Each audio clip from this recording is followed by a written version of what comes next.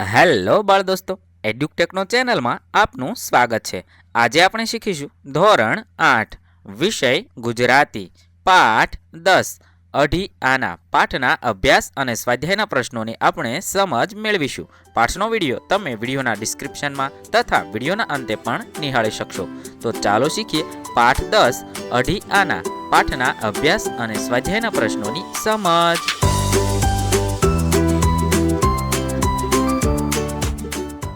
સૌપ્રથમ આપણે અભ્યાસના પ્રશ્નોની સમજ મેળવીએ. પ્રશ્ન નંબર 1. નીચેના પ્રશ્નોના ઉત્તર માટે આપેલા વિકલ્પોમાંથી સાચો ઉત્તર શોધીને તેનો ક્રમ અક્ષર પ્રશ્ન સામેના ખાનામાં લખો. સવાલ નંબર 1.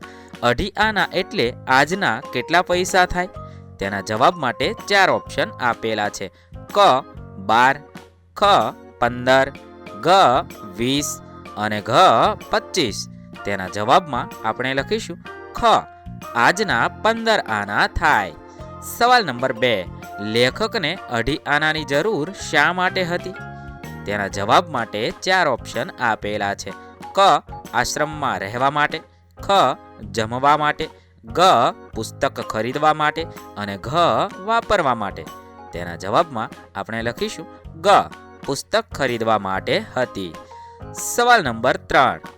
ખૂટતા અઢી આના લેખકને કોને પાસેથી મળ્યા?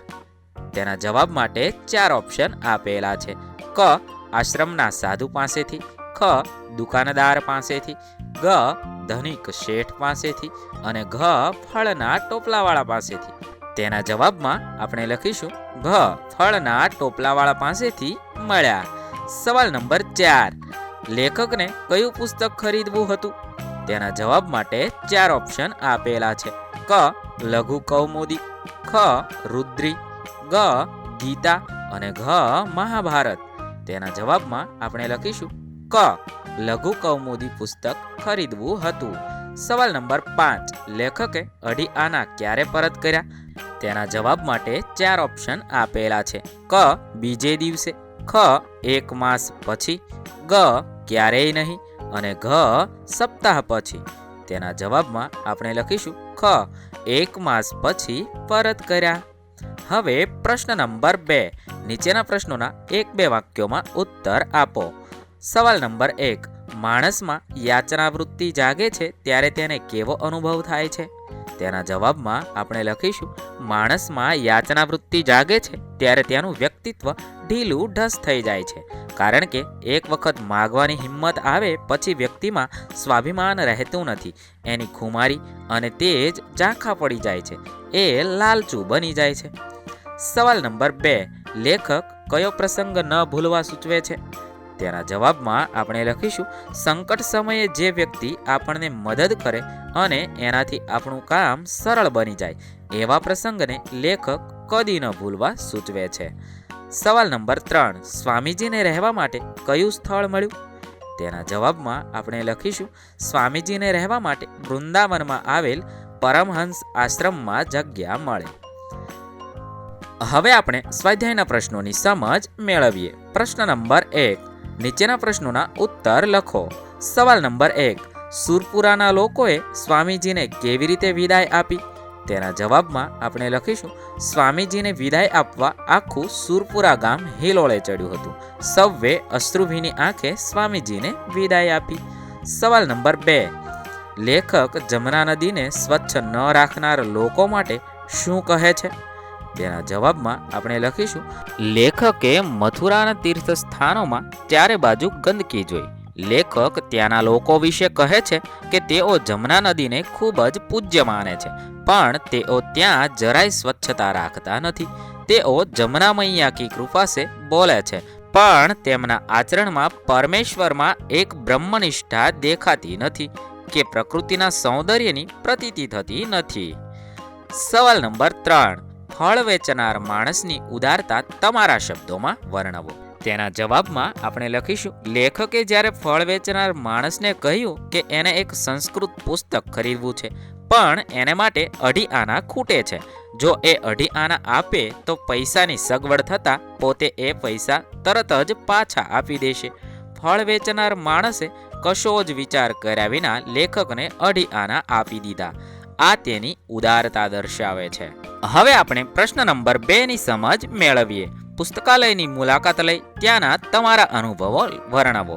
અહીં છે હું એક વિદ્યાર્થીના અનુભવ વર્ણવું છું. તમે તમારા આજુબાજુમાં ક્યાંય પુસ્તકાલય હોય તો ત્યાંની મુલાકાત લઈ અને તમારે તમારા અનુભવો લખવાના છે. હું અહીં નમૂના રૂપે અનુભવો વર્ણવું છું.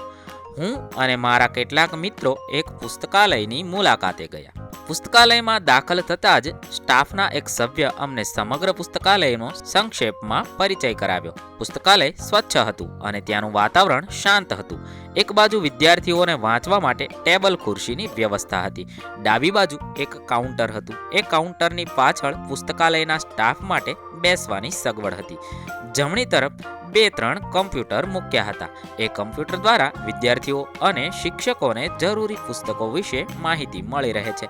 એક સ્લીપમાં જે પુસ્તક જોઈતું હોય તેના વિશેની માહિતી લખીને આપવાથી પુસ્તકાલયના કર્મચારી તરત જ એ પુસ્તક વિદ્યાર્થીઓને વાંચવા માટે કે અમુક દિવસ ઘરે લઈ જવા માટે કાઢી આપે છે. એક તરફ મુખ્ય ગ્રંથપાલની કેબિન છે. ગ્રંથપાલ સમગ્ર પુસ્તકાલયનું સંચાલન કરે છે. આમ પુસ્તકાલયની અમારી મુલાકાત સુખદ રહી. આ રીતે તમે પણ પુસ્તકાલયની મુલાકાત વિશે લખી શકો છો.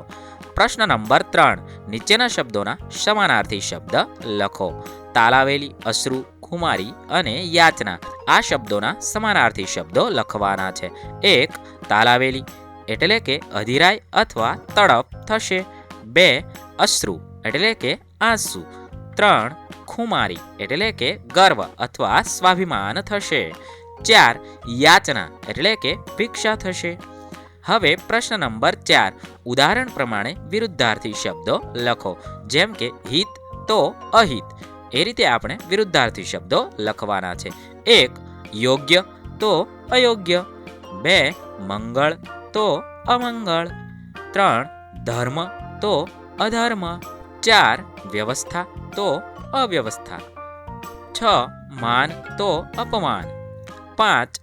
સ્વીકાર તો અસ્વીકાર. વિદ્યાર્થી મિત્રો, અહીં થોડી ભૂલના કારણે પહેલા 6 નંબરનો વિરુદ્ધાર્થી શબ્દ આવી ગયો છે. હવે આપણે પ્રવૃત્તિ વિશે જાણીએ. અહીં 2 પ્રવૃત્તિઓ આપેલી છે. સ્વામી સચ્ચિદાનંદના બીજા પ્રેરક પ્રસંગો અને પ્રવાસ વર્ણનો વાળા પુસ્તકો મેળવીને વાંચો.